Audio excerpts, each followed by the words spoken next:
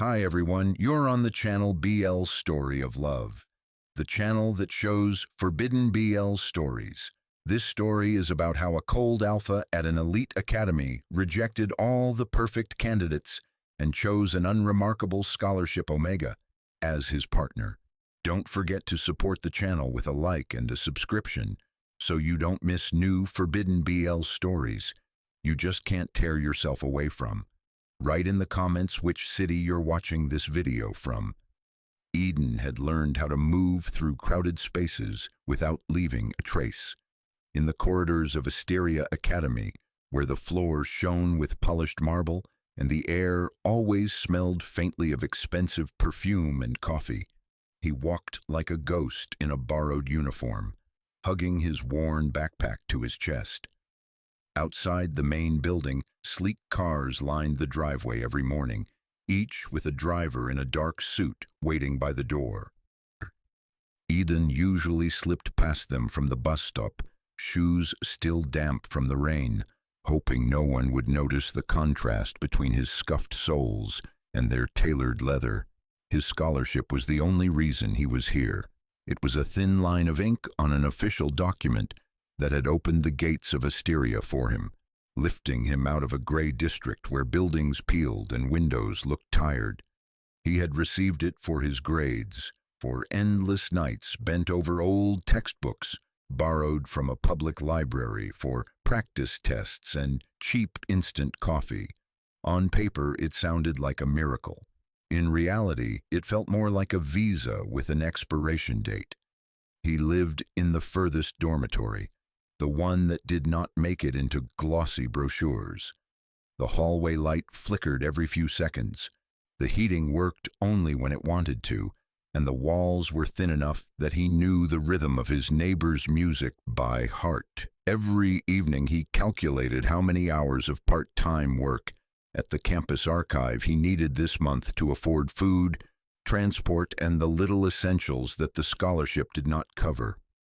Every time he opened his budgeting app, it felt like balancing on the edge of a knife. Asteria was not just a place to study. It was a factory that polished future leaders of alpha families, corporate strategists and consultants, people who would sign documents capable of changing entire districts of the city. The academy's crest, carved above the main entrance, seemed to look down and measure every student who passed beneath it. Omegas like Eden appeared here rarely, and usually not alone. Some came as part of carefully arranged family plans, already tied to the orbit of a particular alpha or business. Others were brought in under specialized programs designed to show the public that even prestigious institutions cared about inclusion. Eden belonged to a third category. He was here because his test scores had been too good to ignore, and someone, somewhere, had decided that one scholarship Omega in 100 privileged students looked good in reports.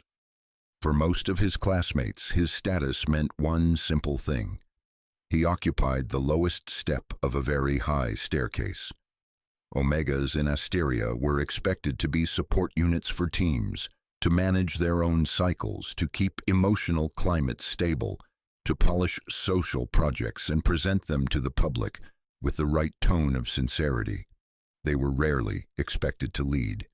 He felt it in little things, in the way a group of alpha students shifted, forming a loose wall that he instinctively walked around, in the way an Omega from a powerful family once looked at his name tag, smiled politely, and then turned away mid-sentence to greet someone more important. In staff meetings, when project assignments were discussed, his name often appeared at the end of the list, written in a smaller, hesitant voice. He tried not to take it personally. Stay invisible, stay safe, he reminded himself, tugging his hoodie tighter on the rare cold mornings when he had to cross the courtyard alone. His goal was simple. Do not fail, do not get expelled, do not draw attention, survive until graduation. The only thing he truly had in his favor was his mind. Numbers, models, datasets, and strategies obeyed him more readily than people ever had. professors noticed his written work. A few of them left short notes at the end of his assignments. Sharp thinking, interesting angle. You should consider research. He kept those papers in a folder under his bed, as if they were a second, secret scholarship. In Asteria, there was one program that sat above all others in terms of prestige, the partnership program.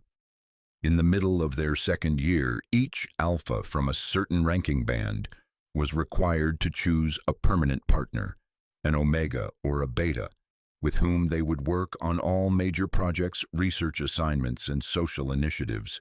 Their names would be linked on official documents, evaluation sheets, and later recommendation letters. The choice was more than academic. For many families, it was a soft rehearsal of future alliances. A well-chosen partner could open doors to internships in influential firms, smooth introductions at closed events, even quiet discussions about long-term business relationships. Students whispered that a successful partnership could change the trajectory of a career in a single semester. Eden never imagined he would be part of that inner circle. In his head, the partnership program belonged to people who already knew each other from childhood gatherings and charity galas, groomed omegas with polished speech and last names that weighed as much as small empires. He pictured them sitting in front rows during lectures, laughing softly, always turned toward the strongest alphas in the room. His own plan was modest. If he could avoid being left partnerless and end up with a random beta who cared more about results than appearance, it would be more than enough. Brains over pedigree, he thought, hiding a small, bitter smile. That was the only game in which he had even a small advantage. Then he saw the list. On a rainy afternoon, the names of all Alpha students eligible for the program appeared on the Academy's internal portal. Eden opened it on an old tablet at the back of the library, more out of curiosity than hope.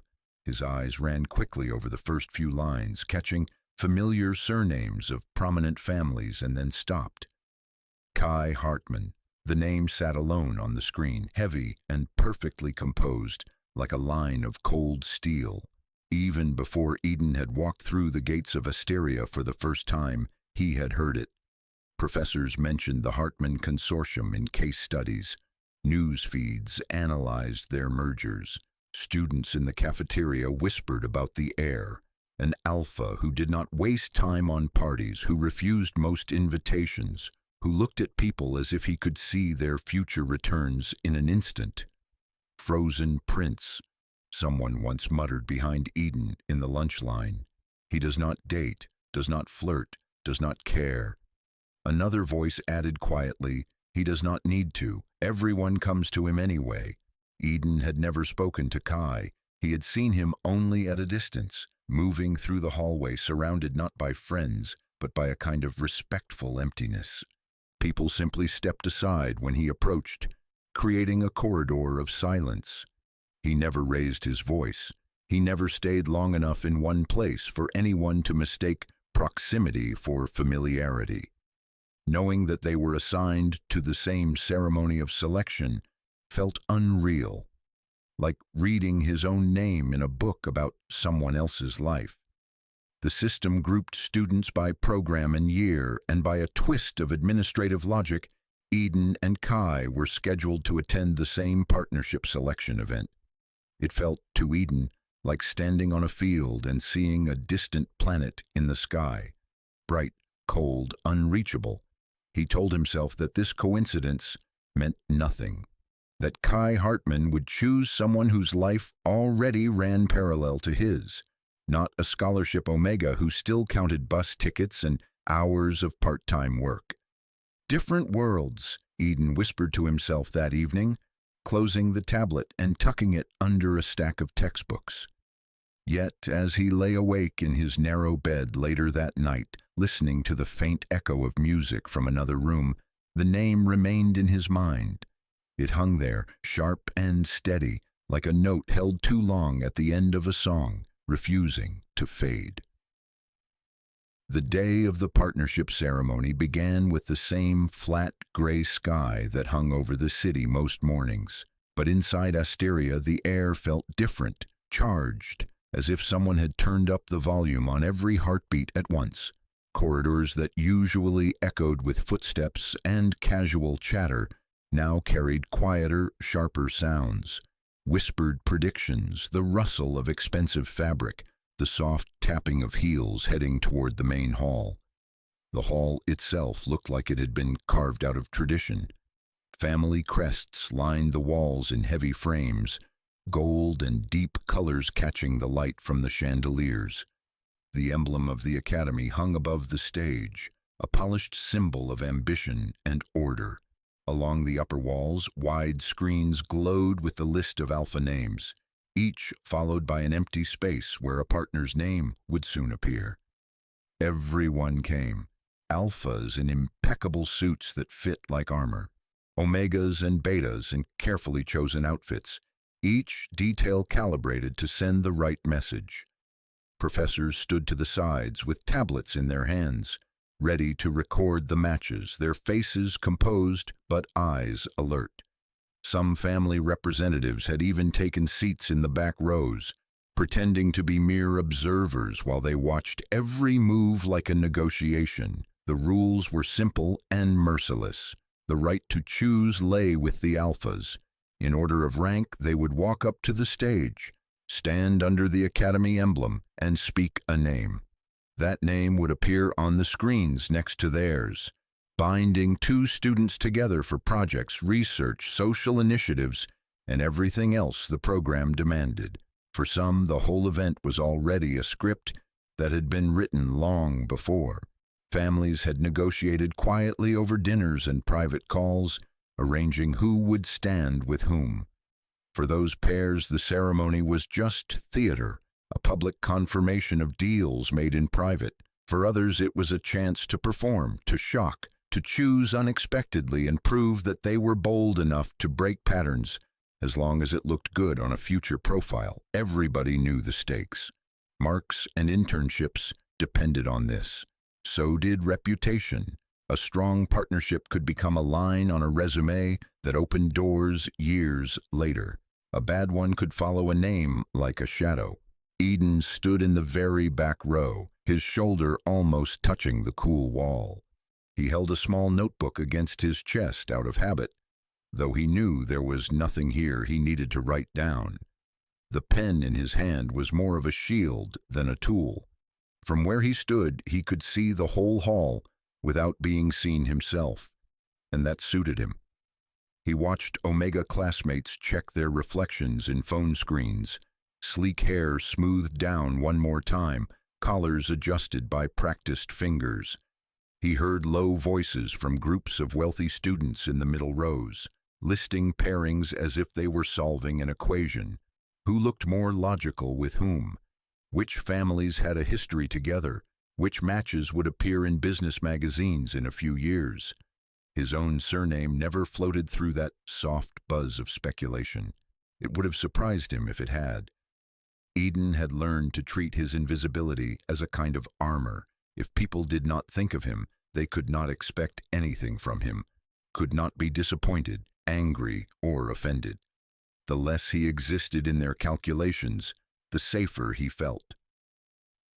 Alphas began to move. One by one, they were called to the stage in order of ranking. An elegant alpha from a banking family stepped up, spoke a well-known Omega's name, and she rose with a graceful smile that looked rehearsed. A beta from a respectable line was chosen next by another high-ranking alpha, to murmurs of approval. The screens updated after each announcement, replacing empty spaces with pairs that made sense. The rhythm continued. Some choices were met with polite nods, others with knowing smirks from those who had heard the rumors in advance. No one seemed truly shocked by anything. The ceremony moved like a train along its scheduled tracks. Then the announcer spoke a name that cut cleanly through the noise. Kai Hartman. The hall paused. It was not complete silence. Air conditioning hummed. Someone shifted in a seat. But the sound changed color. Even the professors turned their heads a little, attention narrowing toward the stage. Kai walked out from the side aisle, tall, composed, every movement restrained. His suit was simple but perfectly cut, without flashy details, which only made him stand out more among shining cufflinks and designer logos. He climbed the steps with the calm of someone who did not need to prove that he belonged here. He did not look nervous. Most students, even the most confident ones, showed some sign of tension at the microphone. A tightened jaw, a small swallow, fingers tapping against their thigh. Kai simply stood still, hands at his sides, and lifted his gaze toward the hall. It felt less like he was looking at people and more like he was scanning a landscape. Everyone had their own expectations. There were at least a few Omegas in the front rows whose families had quietly angled for this exact moment. They sat with perfect posture, profiles turned slightly toward the stage, every gesture measured. On their wrists were discreet pieces of jewelry that carried family symbols. Their tablets already displayed drafts of shared project ideas with the name Hartman in the header. He would choose one of them. That was obvious. It was logical. It was how the system worked. An alpha like Kai Hartman, heir to a powerful consortium, did not leave such things to chance. The pause stretched, long enough for someone to exhale too loudly, long enough for a nervous laugh to flicker and die somewhere in the crowd. Kai's gaze moved slowly across the hall, row by row, face by face. It passed over the front, brushed over hopeful eyes and carefully held smiles, continued along the middle rows where most of the elite sat. Then it did something no one expected. It kept going. Further back, past the zone where anyone important usually bothered to look. Eden felt it before he fully understood what had happened. A thin, cutting awareness, as if a beam of cold light had slid across the room and stopped on him. His back straightened without permission. For a heartbeat, his body forgot how to breathe. Do not look up, he thought. Stay small. He looked up. From where he stood, the distance to the stage was considerable, but in that moment it collapsed. Kai's eyes were dark from afar, unreadable, but Eden could tell they were focused on him, not on the people around him, not absently drifting past. It was the kind of attention he had avoided his entire life. His fingers tightened around the notebook until the cardboard edge dug into his palm. Somewhere in the front row, an Omega adjusted her bracelet, waiting for her name. Someone whispered, "He will pick her, obviously." Kai did not move. When he finally spoke, his voice carried easily through the hall, clear and steady. Eden Kim. For a heartbeat, there was nothing. Just the echo of those two words bouncing off polished surfaces. Then the screens reacted. Next to the name Kai Hartman, the empty space filled with new letters forming partner Eden Kim. The system confirmed what had been said aloud, black text on a bright background for everyone to see. The hall erupted not in applause but in sound. A rush of gasps, broken exclamations, half-whispered curses. "You are kidding. No way. He chose him?" Several Omegas in the front rows went pale, color draining so fast it looked painful. One bit the inside of her cheek until a tiny drop of red appeared at the corner of her mouth. Another leaned toward her neighbor with a sharp, disbelieving laugh that never fully formed. Heads turned toward the back where Eden stood, as if trying to verify that, yes, the name belonged to that boy in the plain jacket. Professors exchanged looks across the aisle, brief and loaded. Some seemed curious, others wary. A few, the ones who dealt directly with influential families, looked as if they were already recalculating the consequences. It was not just an unusual choice. It was a breach of an unwritten script. Now, in the pairing, most people had expected to symbolize perfect alignment of power and prestige, stood a scholarship Omega from a low district. Eden felt rooted to the floor. His mind, usually quick, refused to process what had just happened. The words did not fit into any of the scenarios he had prepared for himself. He had thought about being ignored, about being pitied, even about being quietly reassigned at the end of the ceremony. He had never thought about this. Why? The question did not arrive as a neat thought. It hit him like a stone dropped into deep water, sending rings of shock outward. Why him? Why now? What did Kai see when he looked past an entire sea of logical candidates and stopped on the one person who had done everything possible not to be seen? As the noise in the hall rolled around him, Eden stood there with his notebook pressed to his chest, feeling the weight of a single spoken name tip his entire life off its careful, invisible axis. After the ceremony, Asteria felt like it had split into two parallel academies. In one of them, Kai Hartman moved exactly as he always had. Individual tutorials with senior professors, closed meetings behind glass doors, respectful nods from staff who understood what his surname meant in financial reports. His routine barely changed, as if speaking Eden's name on that stage had cost him nothing at all. In the other academy, the one Eden now lived in, everything had shifted by a few degrees. Light hit him differently. Conversations fractured when he entered a room. Where he had once passed unnoticed, he now felt exposed, standing under a spotlight he had never asked for. It began with eyes. On lectures, in the cafeteria, in the corridors between classes, every turn of his head caught someone watching. Quick, assessing glances that slid over his clothes, his posture, the way he held his bag. Longer, colder looks that did not bother to hide what they thought. Some classmates simply stopped greeting him. People who had once exchanged neutral nods or shared notes now looked past him as if he were air. Omegas from wealthy families, the ones everyone had assumed were destined to stand beside Kai, started turning their heads away a fraction of a second before he drew level with them. Their expressions stayed perfectly smooth, but the message in their eyes was sharp. You stole our place. At first he told himself he was imagining it, that people were just curious, that this would fade. Then the small things began. A textbook vanished from the shared shelf in the study lounge. Eden had left it there for just a moment while he refilled his water bottle. When he came back, the space was empty, the label with his name still stuck to the edge of the shelf. No one had seen anything. No one ever did. In a group chat for one of their core classes, a thread appeared late at night. Some scholarship students are insanely lucky, huh? Lucky or good at playing a role. Maybe the program needed a charity case. No names were mentioned, but there was only one scholarship Omega, whose name had appeared next to Hartman's on the public screens. The message stayed up for hours before a moderator deleted it. By morning, the damage was already done. Jokes followed him down hallways in smothered form. Social experiment.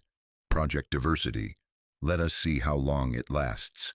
People were careful. No one said anything openly hostile within earshot of a professor. No one used words that could get them officially reprimanded. But the air around Eden grew thick, like walking through slow water. Each step required a conscious effort. Even the physical space seemed to rearrange itself. A chair that had always been free in a particular lecture hall was suddenly taken every time he arrived. A seat in the cafeteria, where he had once quietly eaten alone with his headphones on, now attracted groups of students who drifted in just ahead of him, filling the table so that he had to veer off at the last second and look for another corner. Some professors reacted with practiced neutrality. In their voices, the choice of partner was an internal matter, not to be discussed. They called his name during roll with the same tone as before, asked him to present solutions on the board, marked his work without comment. Their consistency was a relief. Others watched him with a different kind of interest. A few of the older lecturers who had seen enough cycles of power to recognize a crack in tradition when it appeared regarded him as if he were a signal, an exception that might mean something. Their questions in class probed a little deeper, testing not only his knowledge, but also his ability to stand under pressure. Then there were those who clearly found this mixing of levels dangerous. In staff meetings, Eden felt their displeasure even when he could not hear their words. In seminars, the tightness at the corners of their mouths when they assigned him to the same working group as Kai gave them away. When his answers were correct, their praise was clipped. When he stumbled, their disappointment seemed larger than the mistake. Mr. Kim, one of them said once, when he misread a graph on a complex projection, being linked to a high-ranking alpha does not exempt you from the basics. The room had gone quiet. Eden felt the heat rise in his face. Understood, he managed. Kai, sitting beside him, did not react. He kept his gaze on the screen, jaw set, fingers resting loosely on his tablet. He neither defended Eden nor joined in the criticism. His silence was its own kind of statement. This was between Eden and the professor.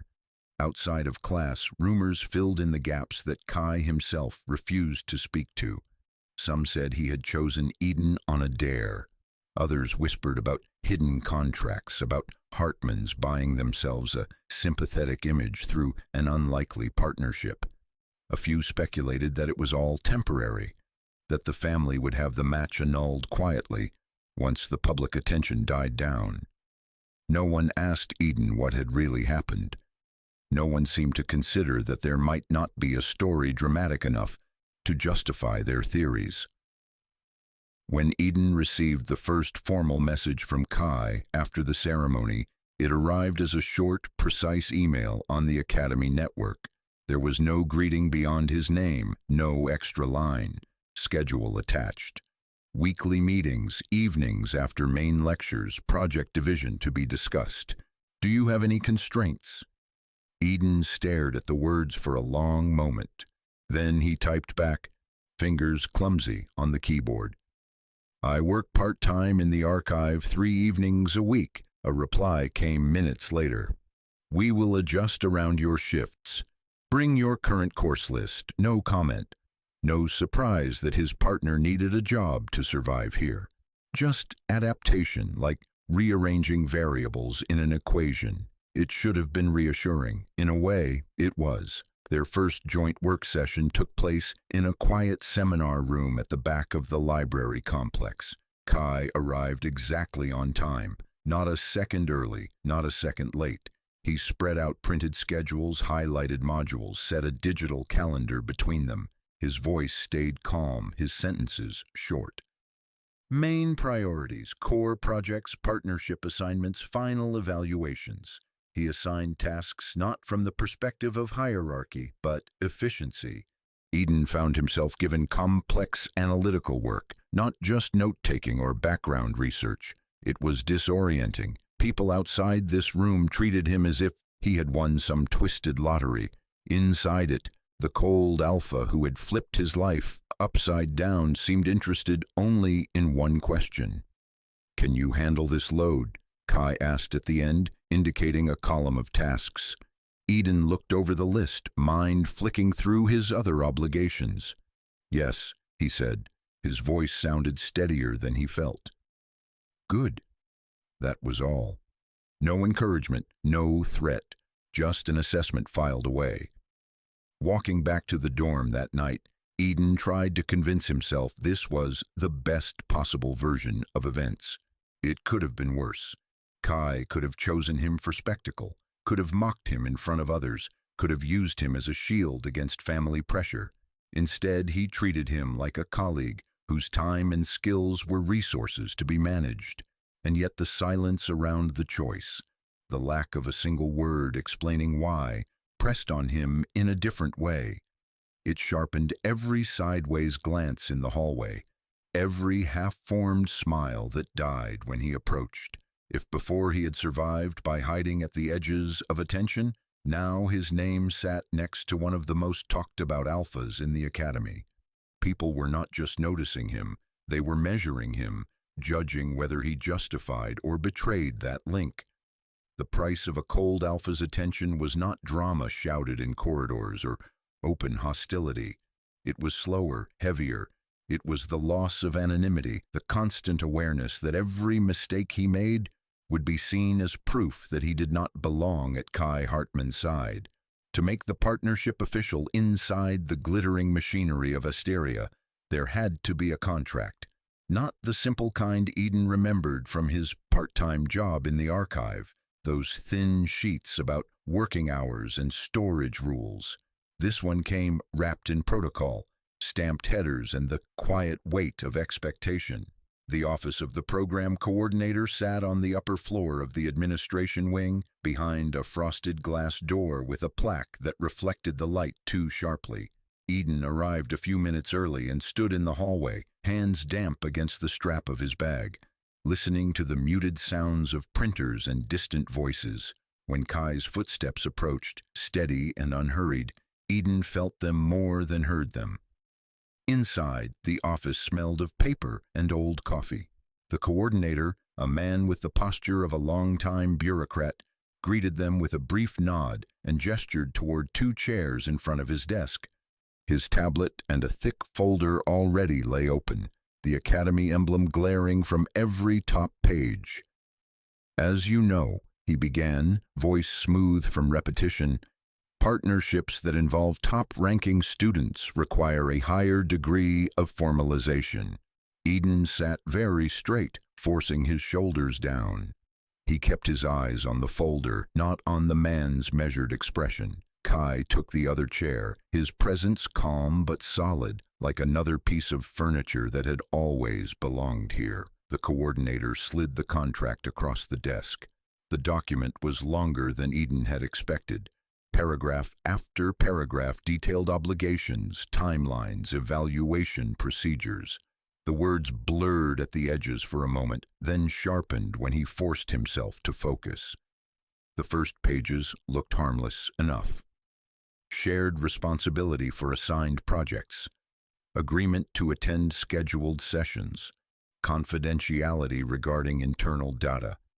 It read like an extended syllabus, heavy but manageable. Then his gaze caught on a section written in slightly bolder type. Termination of partnership. The text spelled out the conditions.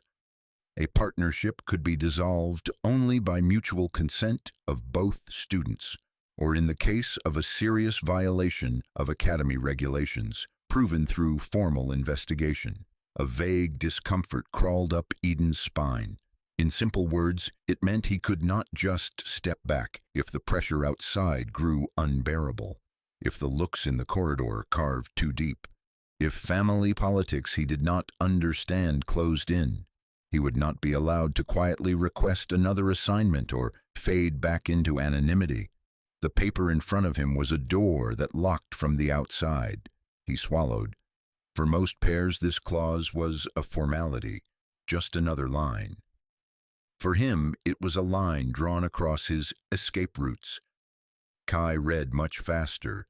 His eyes moved down the page with the efficiency of someone who had signed contracts before, in other contexts where numbers were much larger and stakes much higher.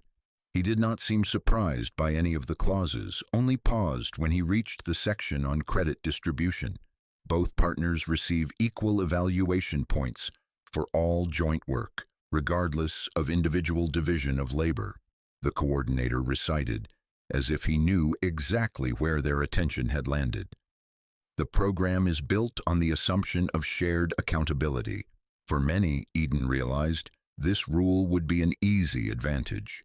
It meant that a weaker student could hide behind a stronger one as long as the final product looked impressive. Effort, invisible and uncounted, would dissolve under a single mark. For him, the sentence meant something else. His mistakes would not be his alone.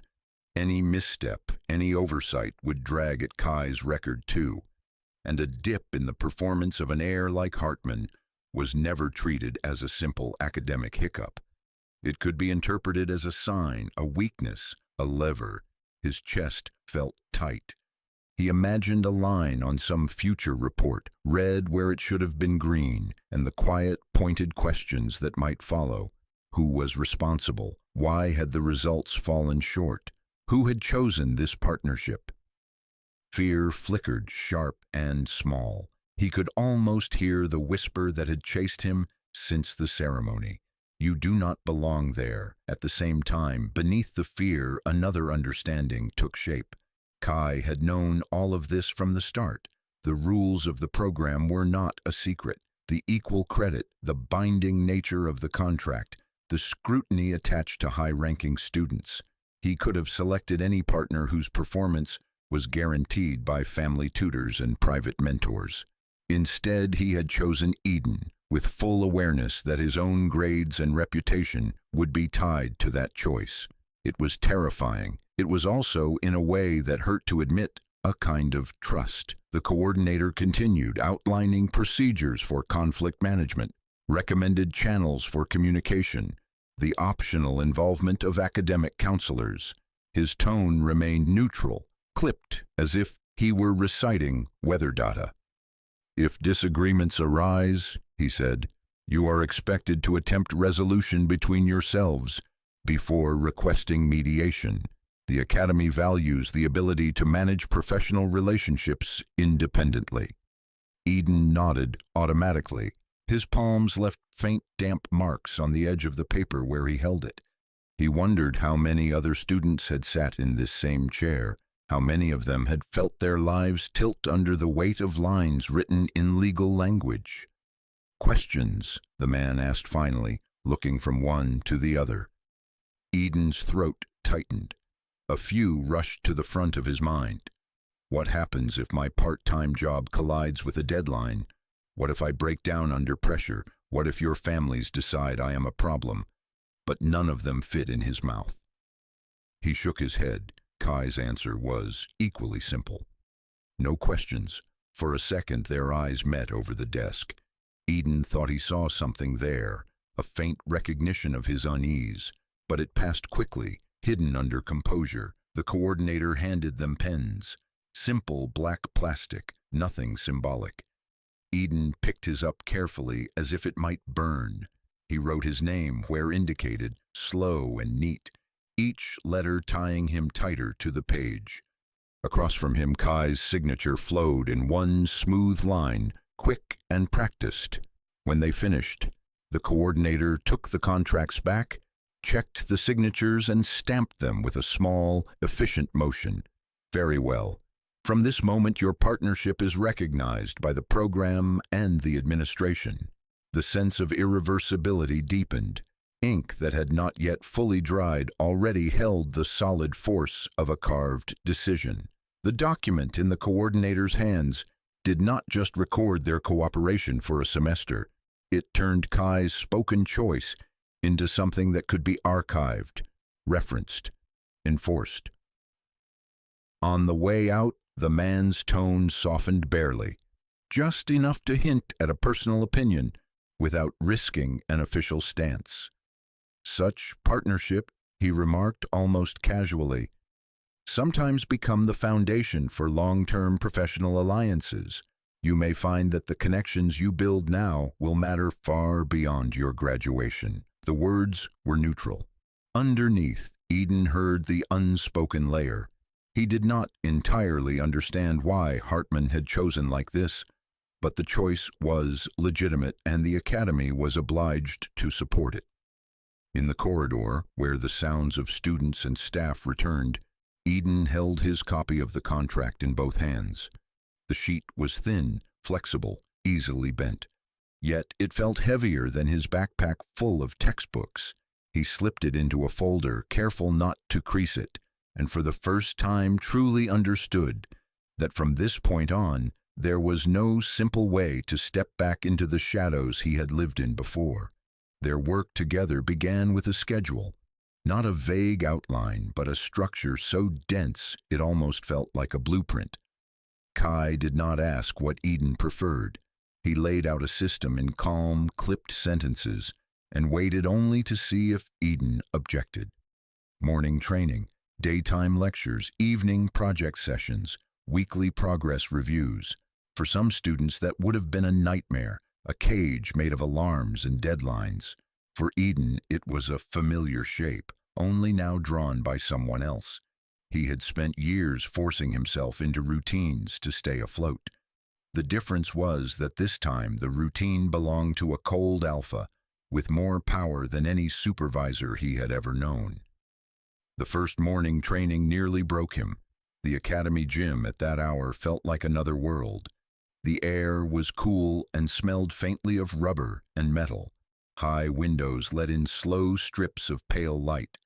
A few alphas were already there, laughing too loudly, showing off with weights just a little heavier than necessary, glancing sideways to see who was watching.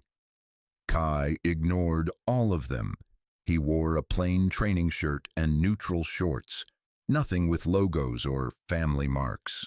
He checked the time on his wrist once, then turned to Eden with the same expression he used for project planning.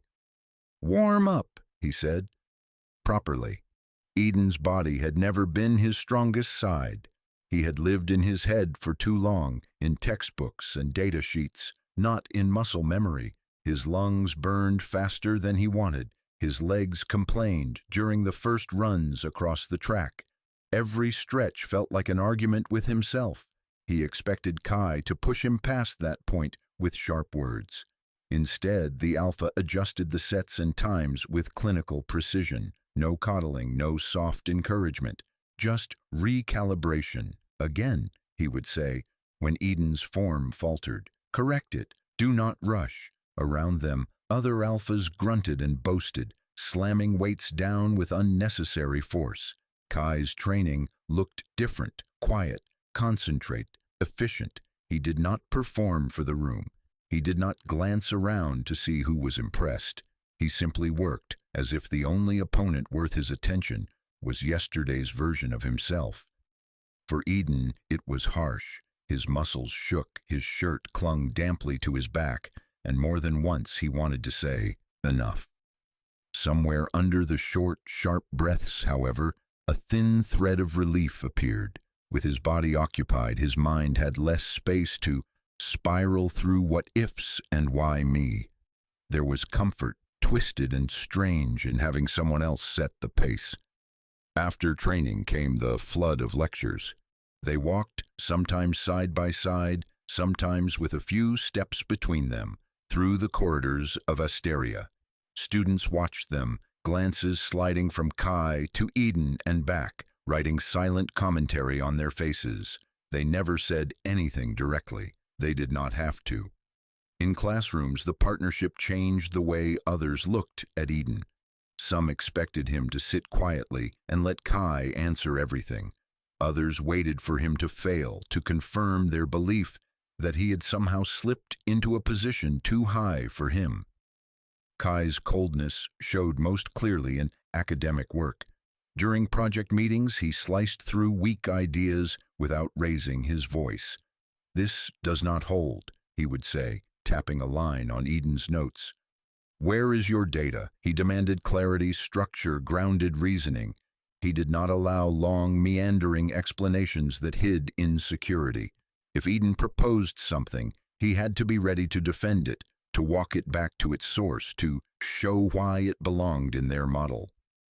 The first time Eden offered a suggestion that went against Kai's initial plan, his heart hammered hard enough to make his voice tremble. He pointed to a discrepancy in a case study, explaining how a different approach might yield more stable results. For a moment, Kai's expression did not change at all.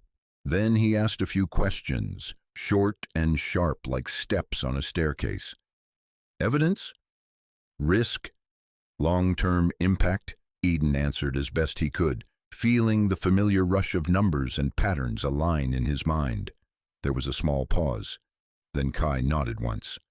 "We will test it your way." He did not praise him. He did not point out that he had been impressed. He simply shifted their plan to align with Eden's proposal, as if that was the most natural thing in the world. People noticed, in the closed seminars where only a handful of students were allowed, Those who watched closely saw that Eden was no longer the silent boy in the corner. He asked questions that cut to the center of a problem. He disagreed politely but firmly, even with guest lecturers. He suggested alternative strategies, and the cold alpha at his side listened without interrupting, sometimes even adjusting his own arguments. Outside those rooms, the narrative was different. In corridors, the familiar line repeated itself in hushed voices. The scholarship kid is only keeping up because Hartman drags him along. He would sink without him. The truth, as usual, lived somewhere between perceptions. Despite the growing evidence of respect inside their work, Kai almost never stepped outside academic frames. He did not ask about Eden's life before Asteria, did not comment on his clothes or the dark circles under his eyes after late shifts at the archive. He did not question why Eden sometimes arrived with his shoulders tense, smelling faintly of dust and old paper. It might have looked like indifference, yet Eden began to notice patterns that did not fit a story of complete detachment. On a week when his part-time job became heavier than usual, and his sleep shrank to fragmented pieces, a message arrived in his inbox from the program coordinator. It informed him that his archive hours would be temporarily reduced for the next month due to internal restructuring, with no change to his pay. Eden stared at the screen, frowning. The archive had never mentioned restructuring. It ran on a fixed, simple system that rarely changed. When he showed up for his next shift, the supervisor waved away his cautious question. "Orders from above," the man said, not looking up from his desk. "You got someone looking out for you, kid. Do your hours. Do not worry." Another time, after Eden had offhandedly mentioned in passing that he was struggling to find sources for a niche aspect of their project, a professor left a note on his desk the next day. It contained a neatly written list of articles, some from restricted access journals he had never been able to reach. "For your current research angle," the note read. No signature, but the handwriting matched the professor from Kai's private seminar. These were small things. Individually, they could have been coincidences, glitches of the system, working unexpectedly in his favor. Together, they formed a pattern. Kai never said, "I did this." He never admitted to sending a quiet message to the archive or asking a professor to share resources. But Eden learned to recognize the slight shifts in scheduling, the way difficult obstacles moved just enough to let him breathe, the way overload never quite tipped into collapse. It was control, but of a different kind than he had known in his old life. Not the suffocating grip of someone who wanted to own him, but the calculated adjustments of someone who refused to let a shared project fail because one part of it broke under strain. That form of care was not warm. It did not come with comforting words or gentle touches. It came disguised as efficiency, as strategic planning, as ruthless optimization of both their strengths and weaknesses. It irritated him sometimes, the way his life seemed to be rearranged according to someone else's invisible calculations, and yet, little by little, it pushed back the dark edge of fear around Kai in his mind. At the beginning, Eden had seen the Alpha mainly as a potential threat, an unpredictable force who could crush his future with a single complaint or gesture. Each day of training, each evening of intense work, each subtle intervention that kept him from falling apart added another layer to a more complicated picture. Kai Hartman was still cold. His words were still few, his expression often unreadable, but his coldness had structure. Underneath it lay a kind of discipline and responsibility that did not fit the stories people liked to tell about heartless heirs. Eden did not fully trust it yet. Trust was not something he could give freely after everything life had taught him. However, when he woke before sunrise for another training session or opened his laptop to find that some new obstacle had already been anticipated, he felt his shoulders loosen by a fraction. It was not safety, not yet, But it was the beginning of something that did not feel like constant danger. As weeks turned into something like a rhythm, Eden realized that Kai's coldness was not a solid wall. Up close, it was more like ice on a river, smooth from a distance but crossed with hairline fractures if you dared lean in. He noticed the first real crack late one evening after a long project review in one of the smaller cabinet rooms. They had stayed past the official end of their slot, revising models until the numbers stopped arguing with each other. When they finally wrapped up, Eden needed a moment to gather his notes. Kai stepped aside, checked his secure communicator, and answered a call with a short, formal greeting. Eden did not mean to listen. The cabinet was too small not to. The voice on the other end was sharp, even through the distortion of the encrypted line. Phrases floated across the room in clipped fragments. Family Council, a draft decision. We cannot delay any longer. Kai's tone, usually level and smooth, shifted by a fraction. You will not decide this for me, he said quietly. Eden froze. It was not the words themselves, but the way they landed. The faint roughness in his voice, the almost imperceptible pause before "for me." It sounded like someone who had repeated the same argument many times and knew he was losing ground by inches. The call moved on to mentions of reputation, alliances, obligations. There was talk of course corrections and damage control in light of his recent choices. Eden heard his own presence reduced to a phrase spoken with restrained irritation. Scholarship Omega, the distant voice said, as if listing a problem on a financial report. The surname Hartman, Eden realized, was not just a line on a screen. Behind it stood a consortium that stretched across industries, contracts, political favors. In that world, every move of an heir was observed under a magnifying glass. Kai lived in the center of a web of expectations, woven long before he was born. For the family, the partnership program at Asteria was not about personal development. It was one more stage in a long-term strategy. Choosing a partner from the correct background reinforced existing alliances, created pleasing images for shareholders and rivals. The fact that Kai had publicly selected a scholarship student instead of a carefully groomed Omega from an allied house was not just surprising. It was deviant. That deviation had a price. After that overheard call, Eden started seeing how the invisible pressure shaped Kai's behavior. In the presence of certain professors or visiting observers, the alpha became even more uncompromising than usual. His posture straightened, his answers turned almost surgical in their precision. He did not allow a single uncertain phrase in their joint presentations, did not let even minor mistakes slip unchallenged. It was not only about demanding more from Eden, it was about proving something to a court that was not in the room, but whose judgment weighed on every choice. Some days it felt like Kai was fighting an enemy no one else could see. His insistence on flawless results became a shield against the murmurs of a family council that questioned his judgment. If his choice of partner was suspicious, then the only acceptable response was perfection. One evening on a break between sessions, Eden drifted into the common room of the dorm and found the television on, volume low. A financial channel was running a segment on corporate governance, and the Hartman Consortium appeared in the scrolling headline. He would have walked past, but a familiar name caught his ear. The analyst was discussing power dynamics within old families.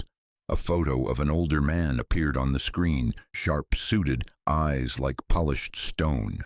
The caption named him as a senior Hartman, an uncle or cousin. It did not matter. The commentator spoke about previous attempts to guide the heir more firmly. Sources suggest, the analyst said with a practiced tone, that there was resistance when a partnership was proposed for him in another leadership program. The heir declined the prearranged match, which led to considerable internal friction. Eden stared, heart beating in a slow, heavy rhythm. The pattern was clear. This was not the first time Kai had stepped sideways when pushed toward a convenient alliance. The family wanted a visible symbol of control. The heir had refused. Now the same story played out in a new setting. Different names, same script. Realizing that he had stepped into the middle of that long-running conflict, forced Eden to reframe everything. It became impossible to see his selection as a random whim of a powerful alpha looking for entertainment. Kai's choice had been deliberate, a conscious deviation from a path written for him. With that realization came another, colder thought. The higher the stakes for Kai, the more impact every action of Eden's would have. An error in a joint project, a public stumble during a presentation, a missed deadline. None of it would be just about his own competence. Each flaw would become ammunition for those arguing that Hartman's judgment could not be trusted. The cracks in the perfect ice appeared in quieter moments too. In one meeting with a professor who had close ties to the corporate world, the discussion drifted toward responsible succession. The man smiled as he spoke, but his eyes were sharp when he mentioned how important it was for heirs to align personal choices with family strategy. He did not name Kai directly, but he did not need to. The implication floated between them like a cold draft. Eden saw Kai's jaw tighten for a heartbeat. His gaze flickered toward the window, away from the professor's face, toward the neat lines of the courtyard outside. When the man finished, Kai replied with perfectly acceptable words about duty and adaptability. His tone was faultless. His fingers resting on the table had curled inward.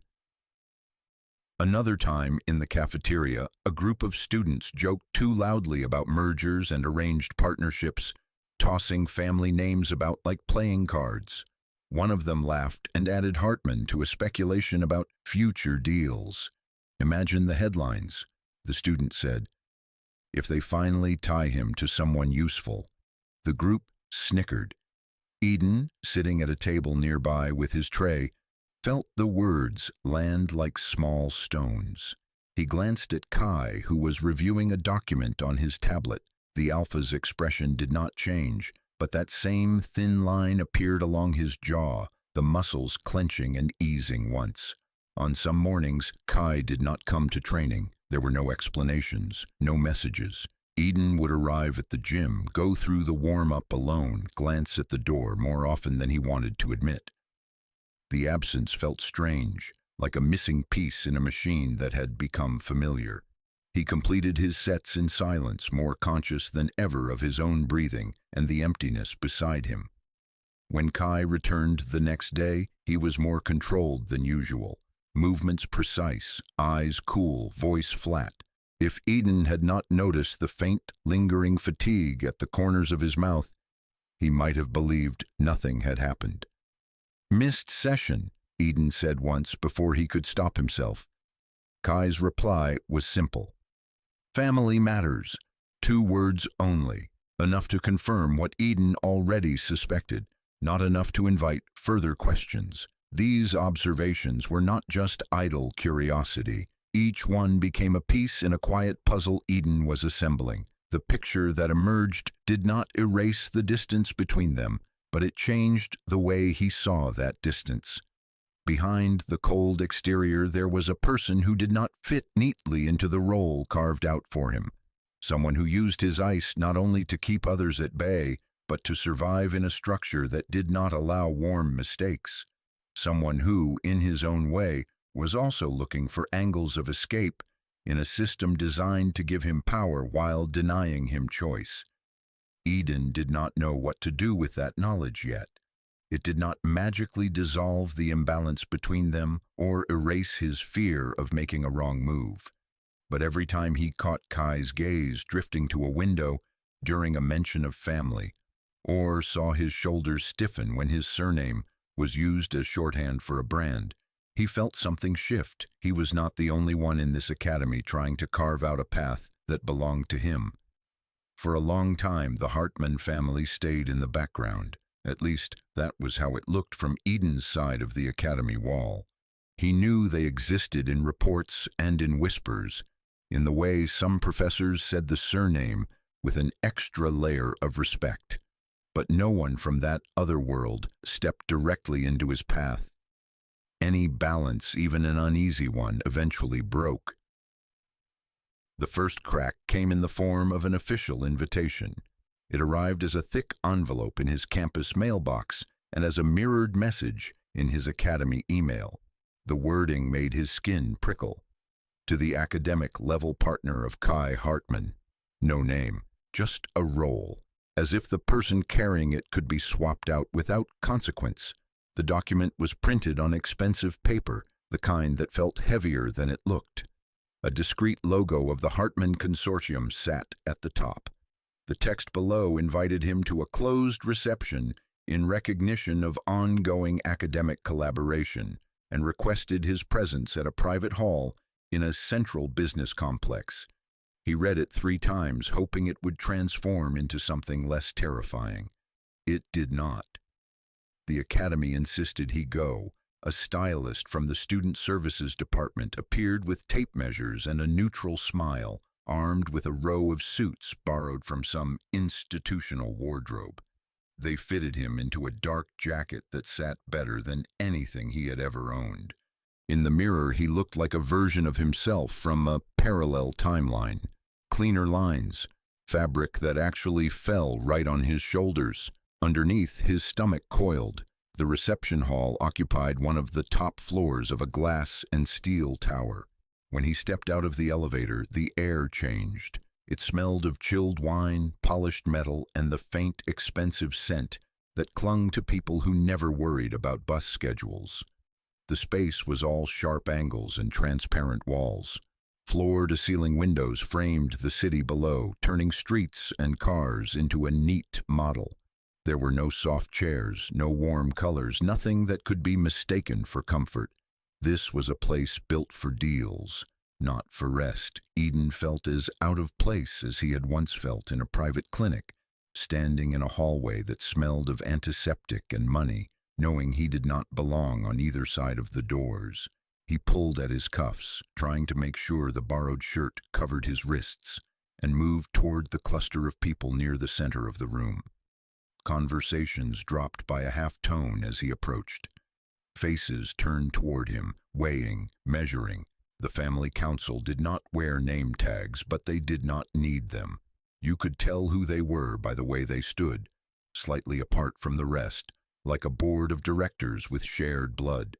Older alphas with silver at the temples, betas with eyes that missed nothing, a few omegas in immaculate attire whose smiles never reached their eyes. Their interest in him was obvious, and it was not the warm kind. In their gaze he read a single question. What did this omega do to stand next to the heir? The conversation began as politeness required. Someone asked about his studies. Another inquired about the partnership program, about how demanding the workload was, whether the academy was supporting him adequately. The words were gentle on the surface. "How do you find working with Kai?" one relative asked, voice light. "He can be intense," Eden answered carefully. "Focused," he said, "demanding but fair." He kept his sentences short, choosing each word like stepping stones over a river. The small talk did not last long. It was only the superficial layer over something heavier. One of the senior relatives, the same man Eden had seen once in a news segment, shifted slightly, drawing the invisible center of gravity toward himself. His tone remained almost kind. "Kai has a future where every detail matters," he said. "You must understand that." The person positioned next to him, even at an academic level, reflects on that future. He spoke about image and risk in abstract terms, but the meaning was sharp. An academic partner had to be an asset, not a variable. Someone whose background aligned with the narrative the family wished to tell. "We know how you came to Asteria," he continued, and the softness in his voice made the words feel worse. "Your scholarship, your hard work, admirable. Truly, but you do not have a support structure behind you, no family network, no name we can leverage. Eden swallowed. The fact that they had dug through his file so thoroughly was not surprising. Hearing his life reduced to bullet points of weakness still hurt. None of this was said as an accusation. It was stated like a weather report. Facts leading to conclusions that did not need to be spoken aloud. He understood the subtext clearly. You are not one of us. You cannot become one of us. Your presence at his side is an anomaly, a calculation error. Eventually they arrived at the point every sentence had been circling. A different relative, a beta with a smooth, placid face, laid it out like a business proposal. The family is prepared, he said, to offer you a generous compensation package in recognition of the time you have invested so far. We can arrange for a transfer to another program, even another university, one better suited to your profile. Scholarships, housing, recommendations. Doors can open for you. He paused, letting the shape of the offer settle between them. All we ask, he added, is that you voluntarily relinquish your position in the partnership. It would be presented as your decision, of course. No harm to your record. On the contrary, your cooperation would only benefit you. There it was, dressed up as concern for his well-being. In another environment, it might have sounded almost generous. Escape from pressure, security, a path smoothed with money and influence. Underneath the careful wording, the message was simple. You are a problem. We can fix you with cash. For a moment, Eden's mind flickered through the possibilities. With that money, he could clear his debts, support himself without exhausting work shifts, maybe even help the few people back in his old neighborhood who still mattered to him. A transfer to a less intense program might mean breathing easier, sleeping more, not constantly feeling like he was one misstep away from disaster. Part of him, the part shaped by years of scarcity, whispered that only a fool would say no. Another part, the one that had dragged him through entrance exams and into the back row of the partnership ceremony, saw the trap. Accepting meant confirming what everyone here believed, that someone like him could be moved around the board at will. It meant agreeing that his place was wherever they decided it was, as long as the price was right. It also meant turning his back on the choice Kai had made in front of the academy, on the hours they had already poured into projects, on the risks the Alpha had taken by tying his record to a scholarship Omega. He thought of the contract in his drawer, the one that gave him no right to simply walk away. Technically, the family could smooth that over. They had enough influence to bend rules without breaking them, but there was something even more binding than ink. If he agreed, he would not just be leaving, he would be colluding. His heart beat hard against the starched shirt. His fingers, hidden at his sides, curled slightly into his palms. He realized that everyone at that table was watching him, not with open threat, but with the calm expectation of people used to being obeyed. Walk away, the offer whispered. We will make it easy. When he finally spoke, his voice surprised him.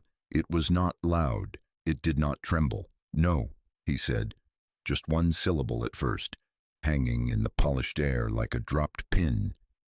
He added more quietly, I appreciate the offer, but the partnership is my choice as well. I intend to honor it.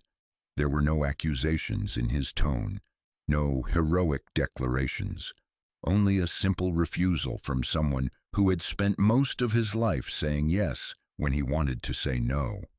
The silence that followed was different from the earlier pauses, colder, measuring. The senior relative's smile did not fade, but it changed, the warmth thinning around the edges. Think carefully, Mr. Kim, he replied at last. Some opportunities do not present themselves twice. I have, Eden answered. The conversation moved on, at least on the surface. They shifted back to talk of markets, of the Academy's reputation, of Kai's impressive results. No one mentioned the offer again. But the air around the table had altered. He was no longer a curiosity to be evaluated. He was a variable that had refused adjustment.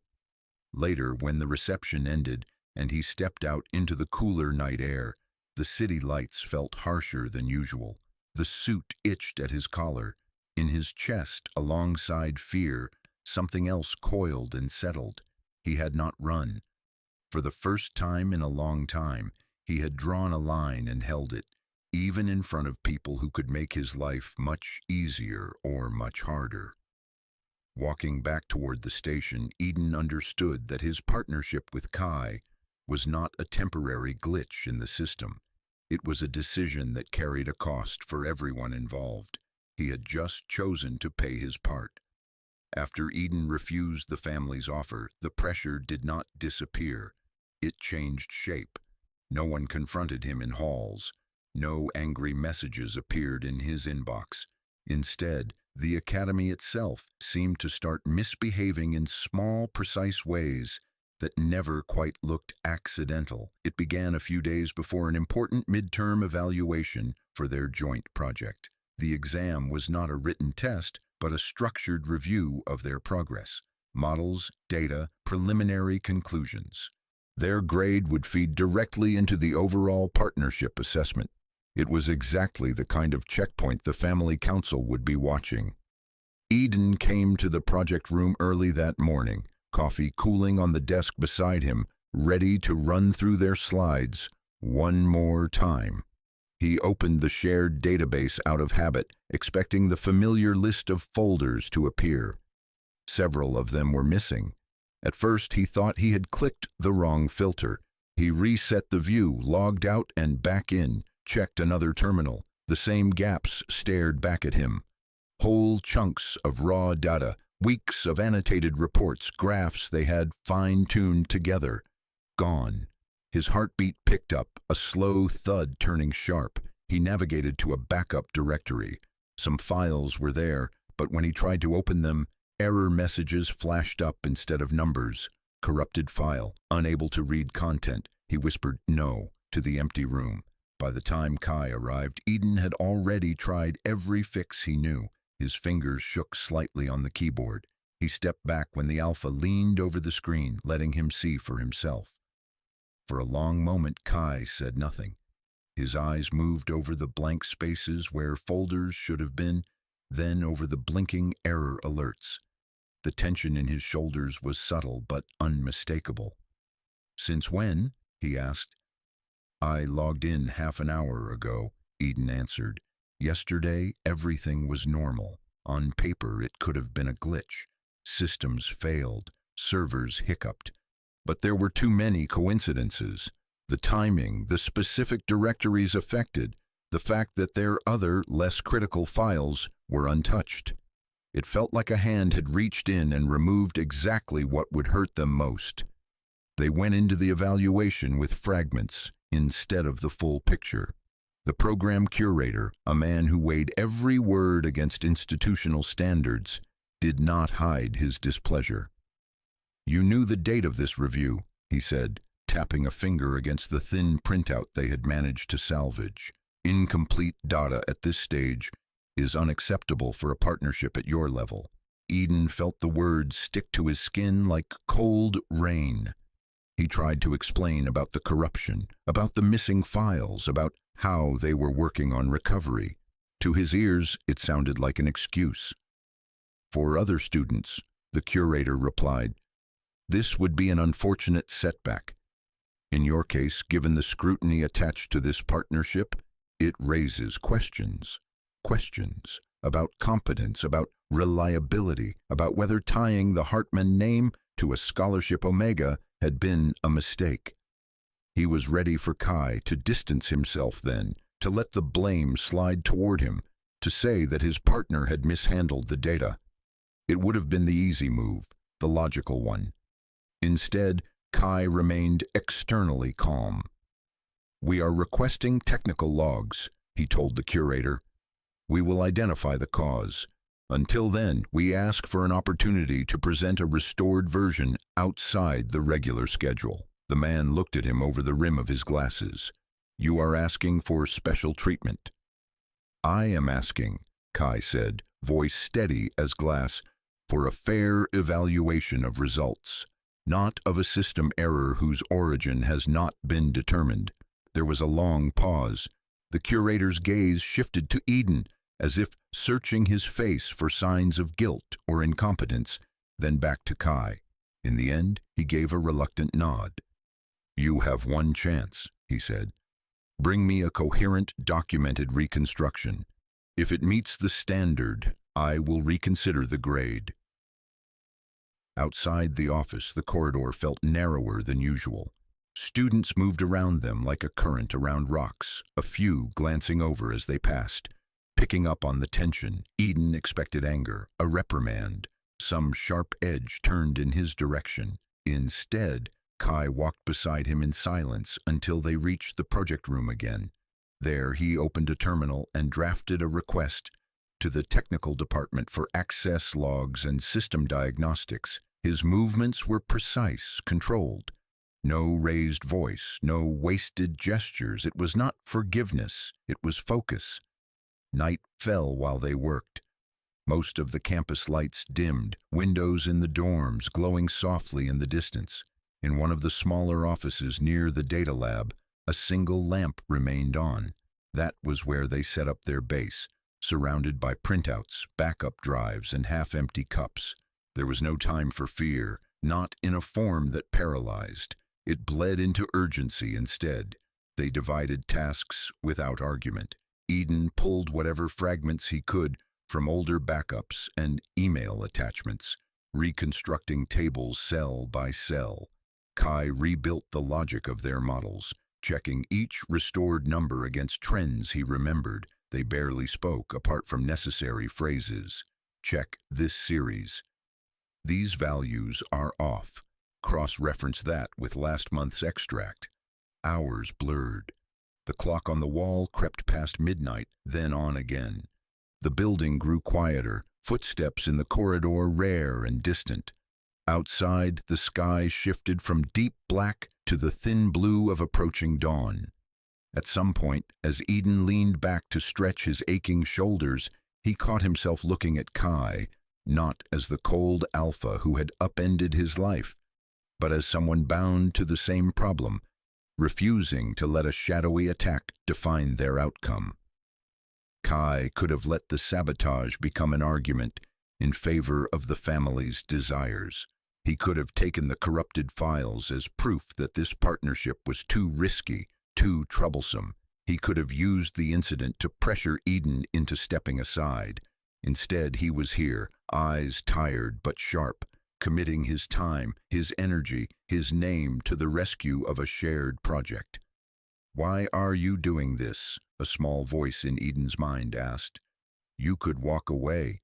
There was no answer, only the soft clicking of keys and the rustle of another sheet fed through the printer. By the time the first thin rays of sunlight brushed the edge of the office window, they had assembled something that resembled their original work. Not perfect. Too many hours had been lost, but the structure was there, the logic held, the gaps were acknowledged and documented. "It will have to be enough," Eden murmured. "It is sufficient," Kai replied. In his language, that counted as reassurance. They went back to the curator as promised.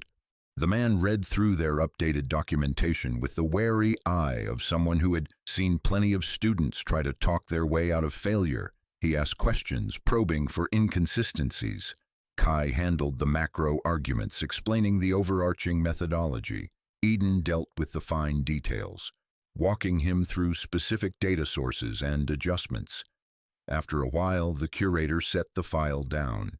"Tighter than I expected," he admitted, "given the circumstances." It was not praise, but it was not condemnation either. After a brief internal calculation, he agreed to revise their grade upward, noting the sabotage and reconstruction in a confidential addendum. Later that day, a message arrived from the technical department. It contained a report dense with timestamps and access records. Buried in the lines was confirmation of what they already knew in their bones. There had been an unauthorized attempt to access their project directories through an account that should not have had that level of clearance. The access had been masked, routed through internal proxies. The name behind it was redacted, pending further investigation. Kai read the report, eyes moving slower than usual. When he reached the redacted line, his gaze narrowed. A small, razor-sharp gesture. Someone, somewhere, had decided that the easiest way to undermine this inconvenient partnership was not through open confrontation, but through quiet sabotage. Break their work, drag their results down, turn their combined name into a cautionary tale. Standing beside Kai in that cramped office, Eden felt the scale of the conflict shift.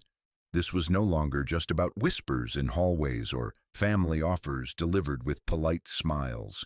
He was part of a fight that reached into code, into systems, into the bones of the academy itself. The difference now was simple and heavy. He was not standing in it alone. After the night in the office and the frantic reconstruction of their project, something between Eden and Kai had shifted, but not shattered. The next days moved with a new, quiet synchronicity. Training at dawn, classes, project updates, brief exchanges that no longer snagged on tension. Outwardly, they functioned like a well-tuned team. Inside, the walls were still there. They were not made of anger or distrust, but of questions that had never found a place to land. The loudest of them sat in the back of Eden's mind every time he looked at the name Hartman next to his on a shared document. Why me?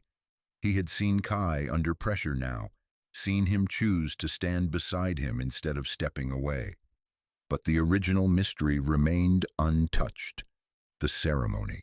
That moment when a cold alpha had looked past rows of polished candidates and spoken a scholarship Omega's name. He did not know how to ask, so he did not. The opportunity came from somewhere else. The partnership program, reacting to the recent sabotage incident and several other crises, announced a new requirement. All pairs who had experienced significant stress events during the term would attend at least one session with the academy psychologist. Officially, it was about emotional climate and supporting long-term performance. Most students treated it as another checkbox. There were jokes in the cafeteria about mandatory therapy for people who argue over slides, and bets about who would fall asleep first in the soft chairs. For many alphas, the idea of discussing feelings with a stranger hovered somewhere between annoying and ridiculous. For Eden, the notice read differently. It looked like a small, sanctioned crack in the structure through which a real question might pass. When the day came, the office they were sent to was tucked away at the end of a quiet corridor far from their usual classrooms. The door was simple, marked only with a name and title. Inside, the space was deliberately neutral. No family crests, no academy emblems, just light walls, a bookshelf, a low table with a box of tissues that seemed both cliché and sincere. The psychologist was a middle-aged beta with calm eyes and the kind of posture that suggested he had spent years listening to powerful people say dangerous things. There were lines at the corners of his mouth that might once have belonged to smiles or to worry. He greeted them without deference, but also without the stiffness that some staff adopted in Kai's presence. "Sit wherever you like," he said. "This is your hour." They took chairs opposite him. Not too close, not too far. Kai sat as he always did, controlled, back straight, hands loosely resting on his knees. Eden chose the edge of his seat, without quite meaning to, as if ready to move. The psychologist laid a tablet beside him, but did not immediately touch it. "Let us start simply," he said. "Tell me how each of you sees this partnership, not what the program expects, what you experience." He looked at Kai first, perhaps knowing that if the heir spoke, others would follow. Kai answered as if he were giving a structured report. He talked about shared objectives, complementary strengths, the importance of reliability. He described the partnership as a joint mechanism for producing work at a certain standard. His language was clean, almost mechanical. Results matter, he said. We are evaluated as a unit. Trust is tied to performance. There was nothing surprising in his words. It was what Eden had seen in practice every day. When it was his turn, Eden had to force his throat to loosen. For me, he said slowly, it has been intense. He searched for words that did not sound like a complaint. There is the work itself, he continued. The pace, the expectations, that part I chose. But there is also the constant watching, not only from you. His eyes flicked toward Kai, then away. From everyone, professors, other students, your family, indirectly. Sometimes it feels like every move I make is another test I was not told about. He admitted, in a quiet voice, the things he had not said to anyone in authority. The fear of dragging Kai down. The weight of knowing that his mistakes would not be treated as individual flaws, but as proof of a flawed choice. The sense of living behind glass, visible from every angle. I keep thinking, he said, that I do not know all the rules, or who wrote them. The psychologist listened without comment, his fingers loosely intertwined, gaze moving between them as if tracking visible and invisible threads. After a moment, he spoke. What I hear, he said, is that for you, Kai, the partnership is primarily a tool, a structure for achieving aims. For you, Eden, it is also a spotlight, a place where you cannot afford to disappear. He let that hang for a few seconds, then turned back to Kai, his tone still mild. You chose this specific partner at a public ceremony in front of your peers and the institution, in a context where you had, to put it lightly, many options more aligned with family expectations. What was the key factor in your decision? The question was straightforward, but there was a layer beneath it. It was not about pleasing the program or crafting a narrative. It asked for something real. Eden felt his chest tighten. He had wanted this answer for so long that hearing the question out loud made him suddenly afraid of it. Kai did not respond immediately. He looked down, then to the side, as if reviewing a mental file. I had been observing him, he said, and the past tense landed heavily. Since the first term, Eden blinked. The idea that someone like Kai had been watching him before the ceremony felt unreal. Not as a scholarship omega, Kai added, as if anticipating the objection, as a person operating without a network but with consistent output. He spoke of small scenes Eden had not realized anyone noticed. The way he arrived early and stayed late in certain labs, how he volunteered to explain concepts in seminars when others were too proud to admit confusion, how he quietly corrected mistakes in group work without demanding credit. In an environment where many behave according to scripts written by their families, Kai said, he made his own choices, sometimes inconvenient ones. Then he mentioned an episode that at first did not register in Eden's memory. There was an open seminar, Kai said. First year, my team attended under another lecturer's supervision. One of them came in late, lost halfway through a case study. Afterward, he told me that a student he did not know shared his notes and walked him through the missing sections. No attempt to link it to a future favor, no request to connect on networks, no performance. The image slid into place in Eden's mind, a crowded seminar room, a boy he did not recognize standing at the back, clutching an empty tablet after realizing he had saved the wrong file. Eden had hesitated, then wordlessly pushed his own notebook toward him and whispered, "Here, copy from this." He had stayed after the session, explaining 3 key graphs so the stranger would not fail a quiz. He had forgotten about it almost immediately. It had been instinct, not strategy. For Kai, it had been data. In a world, the Alpha went on, Where most decisions around me are calibrated for advantage, I required a partner whose default is not calculation, but competence. Someone whose first response to a problem is to fix it, not to look for cameras. He did not raise his voice. He did not look at Eden as he said it. His gaze fixed instead on a point slightly above the psychologist's shoulder, but the meaning settled heavily in the room. He had not picked Eden as a symbol, or as a risk to shock his family. He had picked him because he had watched him, piece by piece, and decided that this was a person whose judgment he could rely on when there was no script. For Eden, the floor tilted. Until that moment he had framed himself as the object of a surprising act. Things happened to him. A name had been called. A contract had been signed. He had been pulled into someone else's gravity. Hearing Kai's reasoning cracked that narrative. In the story the Alpha told, Eden was not a passive recipient. His own choices, made in moments when he believed no one important was watching, had shaped the path. Lending notes to a stranger, staying behind to help others, refusing to play status games even when it would have been safer to join them. He felt heat rise under his collar, a mix of embarrassment and something like pride. So you see, the psychologist said gently, that the selection was not random. You each brought something to this structure, not only one of you. The comment was simple, almost obvious, but it pressed on the exact hinge that needed to move. Eden sat a little differently in his chair after that. His shoulders loosened. The space he occupied felt less like borrowed ground. For Kai, the act of saying all this aloud had its own effect. Naming his criteria in front of a neutral witness turned an internal decision into a public statement. He had not merely defied his family on a whim.